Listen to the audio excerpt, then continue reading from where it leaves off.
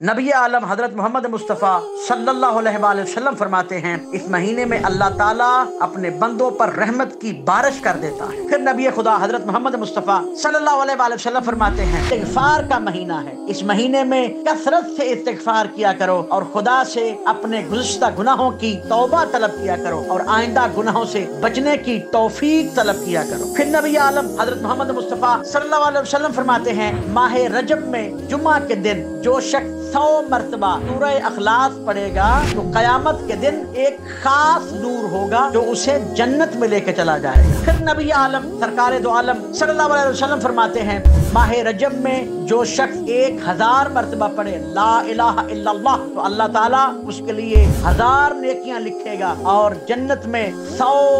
شہر اس کی خاطر بنائے گا۔ پھر روایت ہوئی ہے کہ ماہ رجب میں 3 دن یعنی جمعرات، جمعہ اور ہفتہ روزہ رکھے، جو شخص ان 3 دنوں میں جمعرات، جمعہ اور ہفتے کے دن روزہ رکھے، کیونکہ روایت ہوئی ہے کہ جو ماہ رجب کے ان دنوں میں روزہ رکھے گا تو اللہ تعالیٰ اسے 900 سال کی عبادت کا ثواب عطا فرمائے۔ جناب رسول خدا حضرت محمد مصطفیٰ صلی اللہ علیہ وسلم سے پھر روایت ہوئی ہے ماہ رجب کی فضیلت کے بارے میں۔ آپ فرماتے ہیں جو شخص ماہ رجب کی ایک رات میں 2 کر کے 10 رکعت نماز پڑھے، جس کی ہر رکعت میں ایک مرتبہ سورہ فاتحہ اور سورہ کافرون اور 3 مرتبہ سورہ قل هو اللہ پڑھے تو اللہ اس کا